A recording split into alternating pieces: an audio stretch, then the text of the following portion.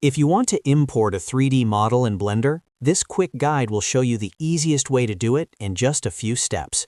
Whether you're bringing in an OBJ, FBX, GLTF, or another supported format, the process is simple, and once you know where to click, you can get your model into the scene very fast. If this video helps, please hit the like button and subscribe for more Blender tutorials. Let's jump right in. First, open Blender and make sure you're in your project or a new scene. At the top of the screen, go to the File menu. From there, choose Import.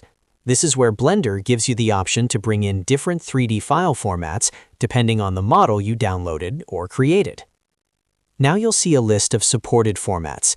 Pick the one that matches your file, such as OBJ, FBX, or GLTF. Choosing the correct format is important because Blender will read the model properly only when you select the right importer. Once you click the format you need, a file browser will open. In the file browser, navigate to the folder where your model is saved. Select the model file you want to bring into Blender. Take a moment to make sure you are selecting the correct file, especially if you have textures or multiple versions saved in the same folder. After that, click Import. Blender will now load the model into the 3D viewport. Depending on the size of the model and the position it was saved in, it may not appear exactly where you expect it to be. If you don't see it right away, don't worry, that is completely normal. If the model seems too far away or hard to find, press G on your keyboard to move it. You can also use your mouse to reposition it into view and make sure it sits correctly in your scene.